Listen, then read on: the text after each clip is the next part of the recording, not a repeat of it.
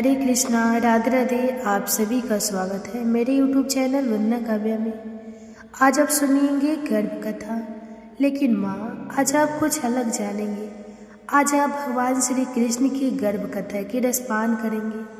उससे पहले माँ एक शांत अवस्था में बैठ जाए, जहाँ बहुत ज़्यादा डिस्टर्ब ना हो, और कोमलता से अपने दोनों हाथ गर्भ पे रख ले और अपने बच्चे को धीरे से बुलाए। आओ आओ मेरे बच्चे, आज मैं तुम्हें एक ऐसी गर्भ कथा की रसपान करा रही हूँ जिसे श्रवण करने से तुम्हारे गर्भ में पल रहा शिशु भी सर्वगुण संपन्न होगा।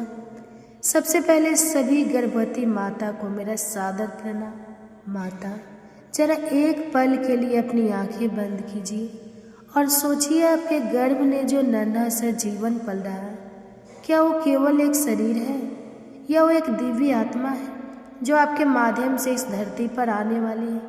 क्या आपने कभी सोचा है कि आपके विचार, आपकी भावना, आपका डर, आपकी प्रार्थना और आपकी आस्था सब कुछ सीधे उस आत्मा तक पहुंच रहा है? हाँ माता, आपका गर्भ ही आपके बच्चे का पहला संसार है। लेकिन क्या आपको पता है कि एक बार इसी धरती पर एक माँ के गर्भ में स्वयं भगवान ने वास किया था। वो माँ थी देवकी और वह बालक थे भगवान श्री कृष्ण।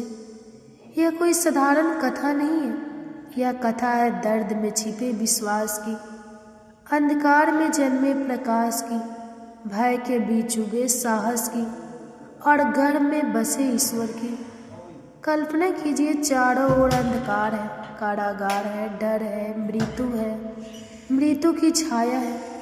एक माँ है जिसका हर बच्चा जन्म लेते ही मार दिया जाता है और फिर उसी माँ के गर्भ में ईश्वर स्वयं उतर आते हैं। क्या यह संयोग है? नहीं माता, यह गर्भ संस्कार की महिमा है, यह आस्था की भक्ति है, यह माँ के तप की विजय है। आज आप यह कथा क्यों सुन रही है? क्योंकि ईश्वर ने आपको चुना है। आपके गर्भ में भी एक विशेष आत्मा पल रही है। आप भी एक भविष्य को जन्म देने वाली है। लेकिन प्रश्न यह है, वो भविष्य कैसा होगा? वो बालक कैसा बनेगा? वो संसार को क्या देगा? इसका उत्तर छिपा है आपके आज के विचारों में, आपकी आज की भावना में, आपकी आज की साधना में। माता, जब देवकी डर में थी तब भी उसने प्रभु का स्मरण नहीं छोड़ा। जब मृत्यु सामने थी तब भी उसने विश्वास नहीं छोड़ा। जब संसार ने साथ नहीं दिया तब भी उसने भगवान का हाथ नहीं छोड़ा। और परिणाम, उसके गर्भ से जन्मे श्री कृष्ण ने पूरे संसार को दिशा दी। आज आप भी उसी मार्ग पर चल रही हैं। आपका हर मंत्र, आपकी हर प्रार्थना, आपका हर आंसू, आपकी हर मुस्कान आपके बच्चे की आत्मा में लिखी जा रही है। इसलिए यह कथा केवल सुनने के लिए नहीं है, यह कथा जीने के लिए। यह कथा है माँ बनने की महिमा, मातृत्व की शक्ति, गर्भ में बसे संस्कार और गर्भ में पल रहे बच्चे के लिए। ये कथा है भावना की लीला है। हे माता, यदि आप चाहती हैं कि आपका बच्चा तेजस्वी बने, धैर्यवान बने, संस्कारी बने और ईश्वर से जुड़ा रहे, तो इस कथा को दिल से सुनिए, आत्मा से सुनिए और जीवन में उतरिए। क्योंकि जो माँ गर्भ में भगवान को बसाती है, वही माँ संसार को भगवान देती है। अब आरंभ होती है वह दिव्य कथा जहाँ अंधकार में जन्म लेता है प्रकाश, कारागार में खिलता है कमल और गर्भ में अवतरित होता है भगवान श्री कृष्ण की दिव्य गर्भ कथा। मथुरा नगरी में उस समय अत्याचार का राज था। राजा कंस अपने ही भय में जी रहा था। एक दिन आकाशवाणी हुई, हे कंस, तेरी बहन का 8वां पुत्र तेरा विनाश करेगा। यह सुनते ही कंस कांप उठा। उसने अपनी बहन देवकी और बहनोई वासुदेव को कारागार में बंद कर दिया। तभी से शुरू होती है गर्भ में पल रहे ईश्वर की रहस्यमयी कथा। समय बीतता गया देवकी के गर्भ में। जब श्रीहरि ने प्रवेश किया तो कारागार में अद्भुत परिवर्तन होने लगे। दीवारें चमकने लगी, वातावरण शुद्ध हो गया। देवताओं ने पुष्प वर्षा की, देवकी को अनुभव हुआ मेरे गर्भ में कोई साधारण बालक नहीं, स्वयं नारायण विराजमान है। गर्भ में रहते हुए भी श्री कृष्ण निरंतर ध्यान में लीन थे, संसार के कल्याण की योजना बना रहे थे, पापियों के अंत का मार्ग रच रहे थे। देवकी के हृदय में अचानक भक्ति जाग उठी। वह रोज कहती, हे प्रभु, मेरे गर्भ से जन्म लेकर इस संसार का कल्याण करो। यहीं से हर गर्भवती माता के लिए सीख शुरू होती है। गर्भ में भक्ति का बीज बोना। कंस हर दिन डरता, कब जन्म होगा, कब मृत्यु आएगी। उसने पहरा बढ़ा दिया, सैनिक, जासूस, राक्षस, लेकिन ईश्वर की योजना अटल थी। कोई नहीं जानता था कि जन्म की रात कैसी होगी। भाद्रपद मास अष्टमी तिथि, आधी रात, भारी वर्षा, तूफान, बिजली की चमक, कारागार में सब सो रहे थे। तभी ताले अपने आप खुल गए, प्रकाश फैल गया, सुगंध भर गई और देवकी के गर्भ से अवतरित हुई श्री कृष्ण पूरा ब्रह्मांड झुक गया। वासुदेव ने बालक को टोकरी में रखा। रात में यमुना उभर रही थी, हवा चल रही थी, लेकिन जैसे ही वे नदी में उतरे यमुना शांत हो गई। शेषनाग ने फन फैलाकर रक्षा की। यह दृश्य स्वयं ब्रह्मांड का चमत्कार था। बालक कृष्ण को गोकुल पहुंचा दिया गया। वहां माता यशोदा की गोद में वे पलने लगे। उधर कंस ने कन्या को मारना चाहा, पर वह देवी बनकर आकाश में विलीन हो गई और बोली, 13 काल जन्म ले चुका है। कंस कांप उठा। इस पूरी कथा में छिपा है गर्भ संस्कार का रहस्य। देवकी ने क्या किया? नियमित प्रार्थना, शुद्ध विचार, प्रभु का स्मरण, पवित्र आहार, संयमित जीवन। इसी कारण उनके गर्भ में स्वयं भगवान है। गोकुल में कोई नहीं जानता था कि यह साधारण बालक नहीं, वो थे श्री कृष्ण। माता यशोदा की गोद में खेलते हुए भी उनकी आंखों में एक अजीब सी गहराई थी। जब भी वे मुस्कुराते मानो ब्रह्मांड मुस्कुरा रहा था। लेकिन मथुरा में बैठा कंस अब भी भय में जल रहा था। उसे आभास हो चुका था विनाश पास आ रहा है। कंस ने भेजी एक राक्षसी पूतना। वो सुंदर स्त्री का रूप धर कर आई। उसकी आंखों में छल था, उसकी मुस्कान में विष था। वो बालक को गोद में लेकर विष पिलाना चाहती थी। माता यशोदा अनजान थी, सारा गोकुल अनजान था, लेकिन बालक कृष्ण मुस्कुरा रहे थे। और जैसे ही पूतना ने उन्हें स्तनपान कराया, उन्होंने केवल दूध नहीं, उसका पाप भी पी लिया। क्षण भर में वह धराशायी हो गई। गोकुल कांप उठा। माता यशोदा ने बालक को सीने से लगा लिया, पर कोई नहीं जानता था कि यह केवल शुरुआत थी। कुछ समय बाद कंस ने फिर वार किया। भेजा एक दैत्य त्रिनाव्रत। वो तूफान बनकर आया, पूरा गोकुल अंधकार में डूब गया। बालक कृष्ण को उठाकर आकाश में ले गया। माता यशोदा रो रही थी, गोपियाँ विलाप कर रही थी, लेकिन ऊपर आकाश में छोटे से बालक ने दैत्य का गला पकड़ लिया और वह गिर पड़ा। गोकुल ने देखा यह बालक कोई साधारण नहीं। अब धीरे धीरे देवकी के गर्भ में बोए गए संस्कार लीलाओं में प्रकट होने लगे। निर्भीकता, करुणा, बुद्धि, दिव्यता। जब कृष्ण मिट्टी खाते और माता यशोदा उनके मुंह में ब्रह्मांड देखती, तो समझ में आता यह वही प्रकाश है जो कारागार में चमका था। एक दिन गोकुल में एक वृद्ध साधु आए। उन्होंने बालक कृष्ण को देखा। क्षण भर के लिए उनकी आंखें बंद हो गई। फिर बोले, यह बालक केवल गोकुल का नहीं, यह समय का स्वामी है। उन्होंने भविष्य देखा, कुरुक्षेत्र का मैदान, अर्जुन का संयम, और वही बालक रथ के आगे खड़े होकर धर्म का उपदेश दे रहे हैं। वो ग्रंथ जो युगों तक मानवता को दिशा देगा। श्रीमद् भागवत गीता। साधु कांप उठे। गोकुल अनजान रहा, पर समय ने संकेत दे दिया था। माता, क्या आपने सुना है? अभिमन्यु ने गर्भ में ही चक्रव्यूह भेदने की कला सीखी थी। जब उसकी माता सुभद्रा अर्जुन से युद्ध का रणनीति सुन रही थी, तब गर्भ में पल रहा बालक हर शब्द ग्रहण कर रहा था।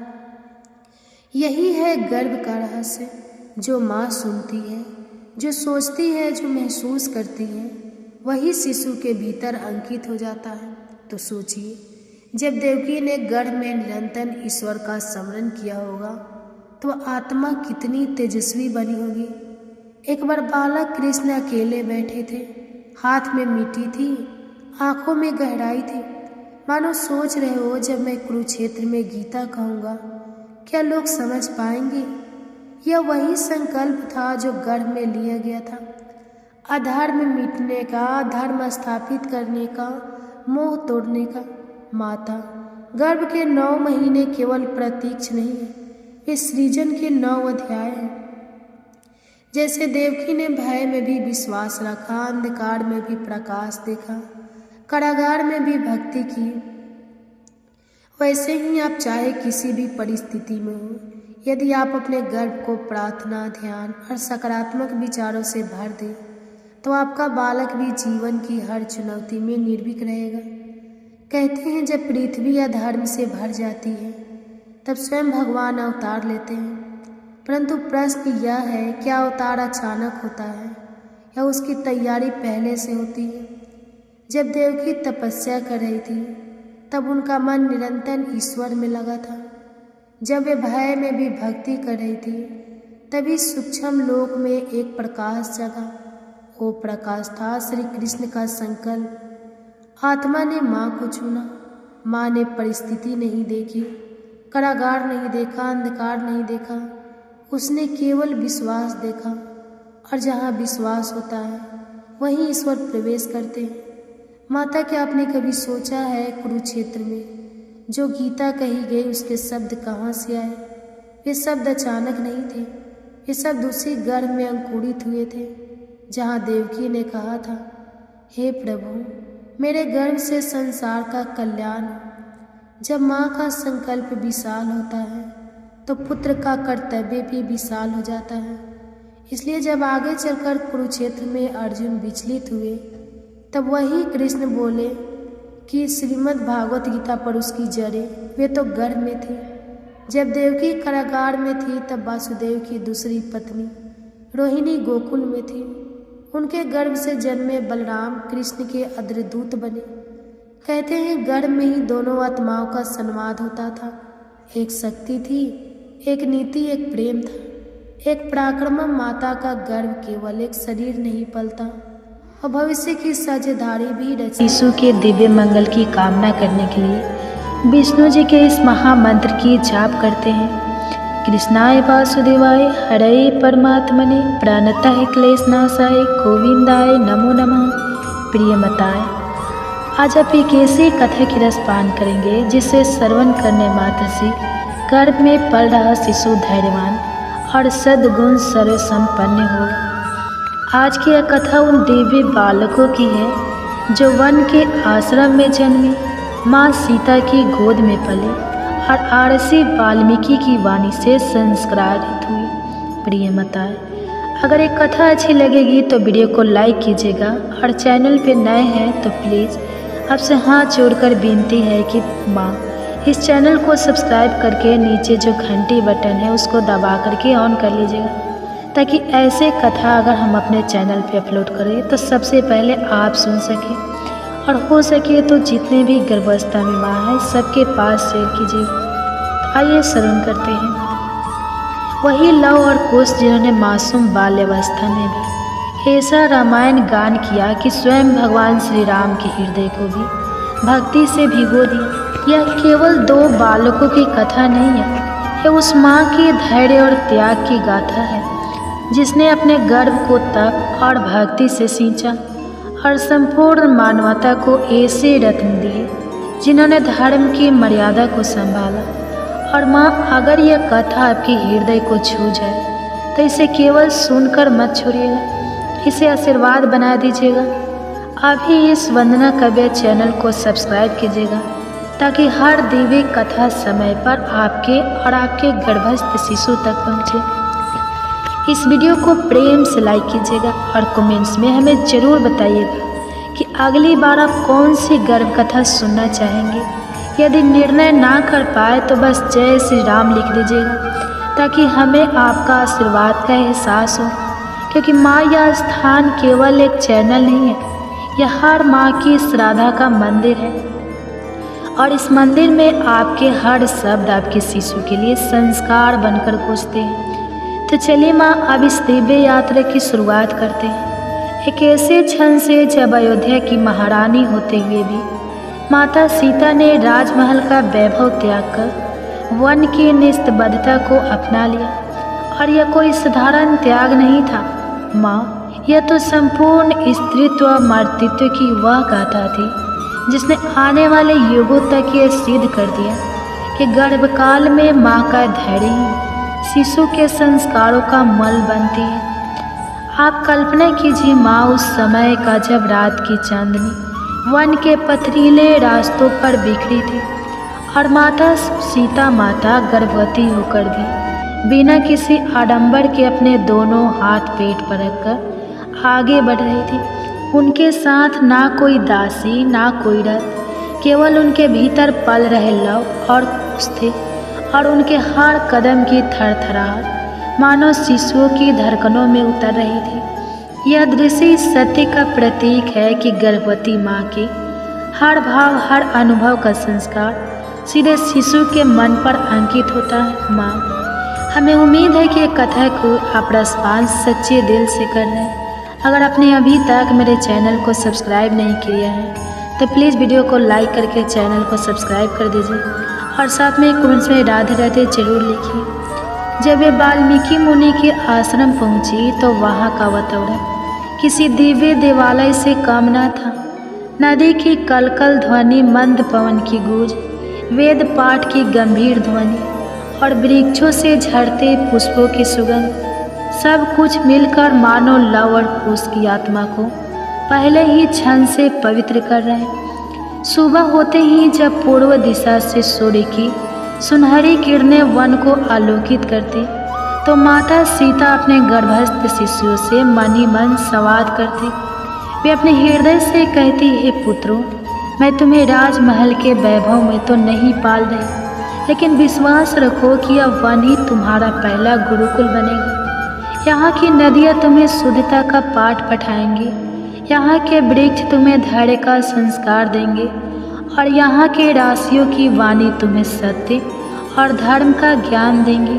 प्यारी माताओं, शास्त्रों में कहा गया है, गर्भ पिसौ मातृ श्रुतम सन्नवंती सर्वदा, अर्थात गर्भ में पल रहा शिशु भी माँ के हर शब्द हर विचार को आत्मसात करता है। इसलिए अभिमन्यु ने गर्भ में ही चक्रव्यूह का रहस्य पाया था और प्रहलाद ने गर्भ में ही नारद जी से भक्ति का बीज ग्रहण किया था। उसी प्रकार लव और कुश भी अपनी माँ की साधना और उनके आंसुओं की तपस्या को गर्भ से ही पी रहे थे। जब माता सीता संध्या के समय नदी तट पर दीपक जलाती तो उसकी लौ की थरथराहट उनके गर्भस्थ शिशुओं को यह दीक्षित शिक्षा दे रही थी कि अंधकार चाहे कितना भी क्यों ना हो, प्रकाश हमेशा टिकेगा।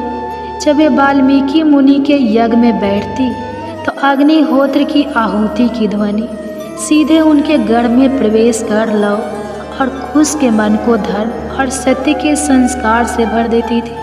माँ, यह सोचिए कि वह एकांकी स्त्री जो राजमहल की रानी होकर भी वन में अकेली थी, उसने कभी अपने गर्भस्थ शिशु को अकेलापन महसूस नहीं होने दिया, क्योंकि उनका हर संवाद प्रत्यक्ष थी, परंतु अंतःकरण से गर्भ में पलते शिशु तक पहुंचता था। जब कभी उनका मन उदास होता तो अपने गर्भ पर हाथ फेरती और धीरे धीरे मुस्कुराती, मानो लव और कुश से कह रही हो कि तुम दोनों ही मेरा सल हो, तुम दोनों ही मेरे जीवन की हो सकती हो। इसी भाव ने गर्भ में पलते शिशुओं को यह संस्कार दिया कि माँ के आंसू कमजोर नहीं बल्कि शक्ति है, उनकी तपस्या ही उनका बल है। वन का वातावरण साधारण न था माँ, चारों ओर जंगली पशु भटकते थे। रात के अंधकार में अज्ञात ध्वनियाँ भय जगाती, परंतु सीता माता का मन निर्भय रहता, क्योंकि वह जानती थी कि उनका भय सीधे शिशु तक पहुंच जाएगा। इसलिए उन्होंने हर भय को भक्ति में बदल दिया और भक्ति का यह दीप गर्भस्थ शिशु की आत्मा में जलता रहा। यही कारण है कि लव और कुश ने जीवन में कभी कठिनाइयों से घबराना नहीं सीखा। माताओं, यह कथा हमें यह सिखाती है कि गर्भ में पलते शिशु केवल माँ का रक्त और आहार ही नहीं लेते, बल्कि उसका हर विचार, उसकी हर भावना उनका भी हिस्सा बन जाती है। इसलिए गीता का यह श्लोक गर्भकाल में विशेष रूप से याद रखना चाहिए। युगस्ति कुरु कर्माणि संगम त्यक्त्वा धनंजय सिद्ध सिद्धो संभो भूत्वा समतत्व योग पूछते। अर्थात ही अर्जुन, योग में स्थित होकर अपने कर्म कर और सफलता असफलता में संभाव रख, यही योग है। यही सीता माता ने किया। उन्होंने अपनी परिस्थितियों को स्वीकार कर संभव का जीवन जिया और यही भाव लौह कुश के संस्कार बने। जब वे छोटे छोटे पुष्पों को चुनकर पूजा करती तो उनके गर्भस्थ शिशुओं ने यह भाव सीखा कि ईश्वर की आराधना वैभव से नहीं बल्कि श्रद्धा से होती है। जब वे कंद मूल खाकर जीवन चलाते तो लव और कुश ने यह संस्कार लिया कि साधारण भोजन भी यदि कृतज्ञता से ग्रहण किया जाए तो अमृत समान बन जाता है। और जब वे हर दिन अपने गर्भ को सहलाकर कहते, हे पुत्रों, कठिनाई से घबराना मत, तो वह वाणी मानो अमृत की बूंद बनकर सीधे लव और कुश की आत्मा में उतरती जाती थी।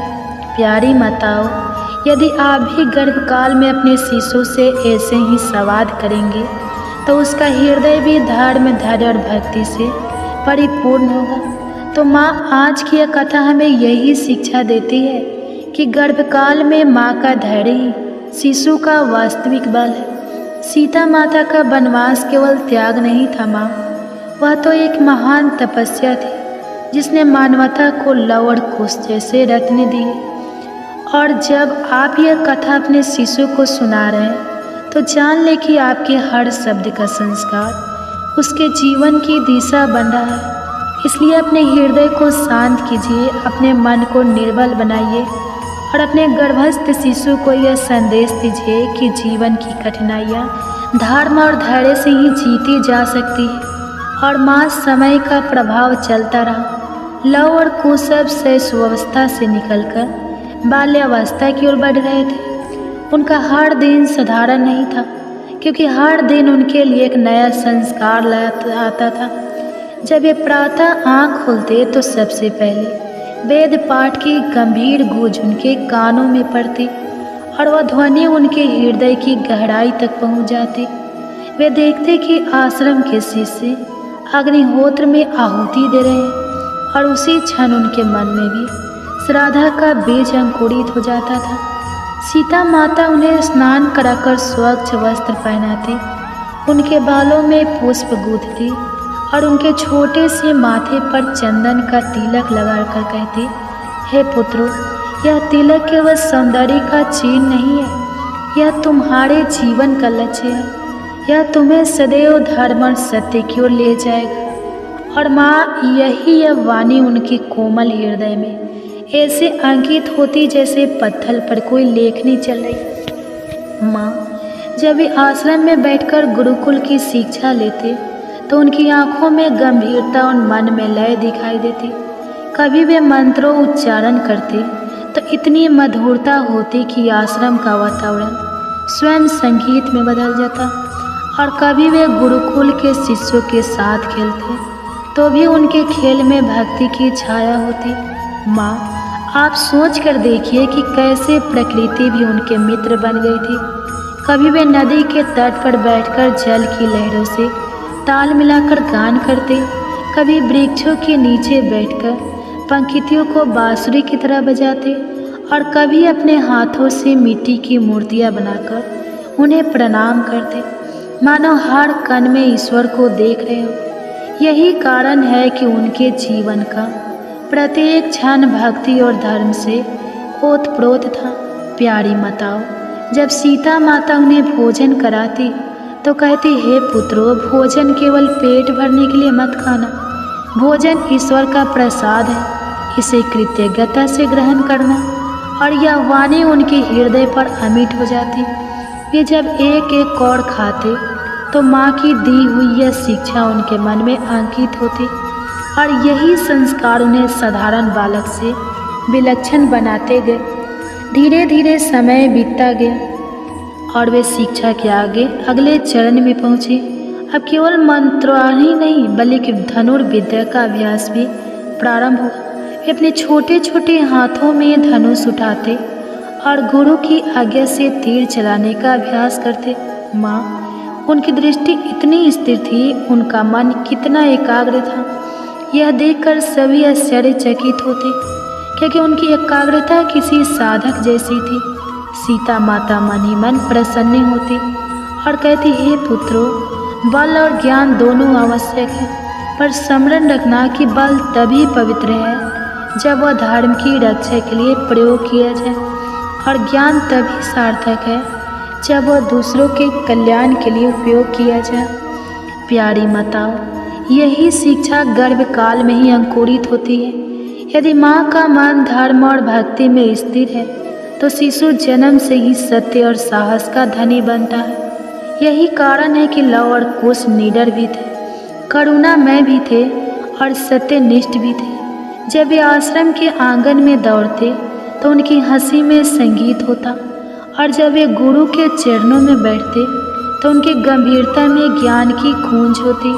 माँ, जब वे कभी थक कर सीता माता की गोद में सो जाते तो माता उनके ललाट को सहलाते हुए प्रार्थना करती, हे प्रभु, इन्हें सदैव धर्म के पथ पर रखना। और यही प्रार्थना सीधे शिशुओं की आत्मा में संस्कार बनकर उतर जाती। माँ, शास्त्रों में कहा गया है, धर्म में हीन पशु समान, अर्थात जो धर्म से वंचित है वह पशु के समान है। लव और कुश का जीवन धर्म से भरा हुआ था, क्योंकि उनकी माँ ने गर्भकाल से ही धर्म को उनके हृदय में अंकित कर दिया था। अब देखिए माँ, जब वे थोड़े और बड़े हुए तो वाल्मीकि मुनि ने उन्हें राम कथा सुनानी प्रारंभ की। उन्होंने सुना कि कैसे राम ने राक्षसों का संहार किया, कैसे उन्होंने सीता का उद्धार किया, और कैसे वे धर्म की मर्यादा का पालन करते हुए राजधर्म निभाते रहे। यह कथा सुनते सुनते उनके मन में आदर्श पिता की छवि बनती और वे मन ही मन निश्चय करते कि हम भी अपने जीवन को धर्म और भक्ति के लिए अर्पित करेंगे।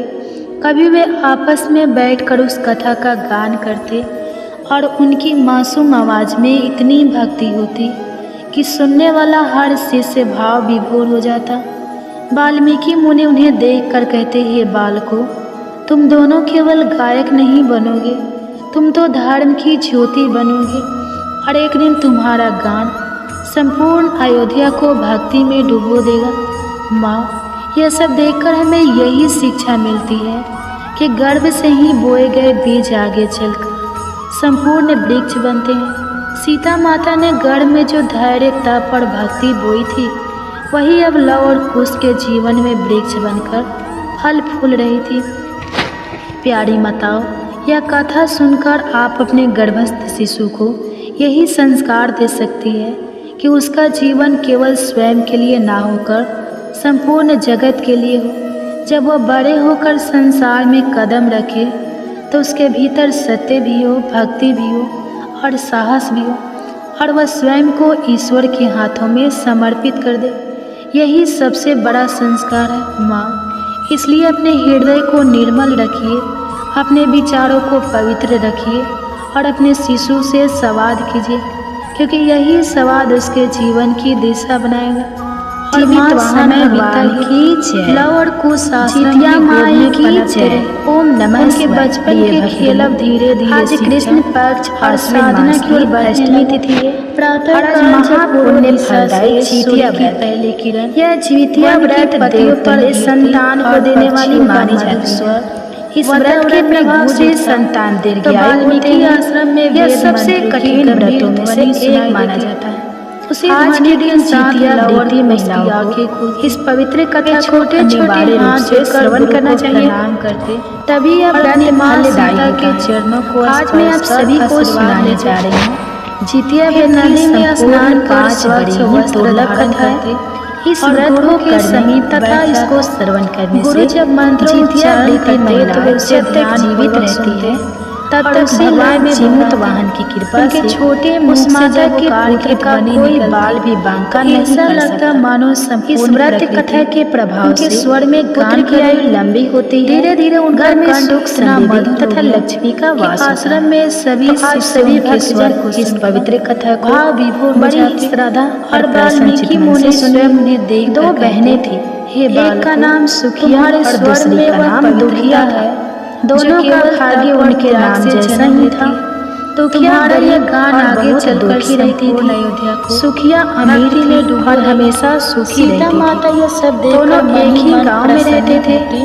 दुखिया सुखिया के घर में काम करती, दोनों ने गर्भ साफ सफाई करती थी, खाना बनाती थी और मेरे जो खाना बच जाता था और खाना सुखिया दुखिया को दे देती थी। इसी तरह दुखिया का घर चलता था। अब आप समय बीता जब दोनों के बच्चे थे, अपने सुखिया के दो रामायण का गान और दुखिया को भी दो पुत्र स्वर में कैसे जब जीतिया का व्रत आया तो दोनों कैसी करुणा जीतिया का व्रत रखती होंगी।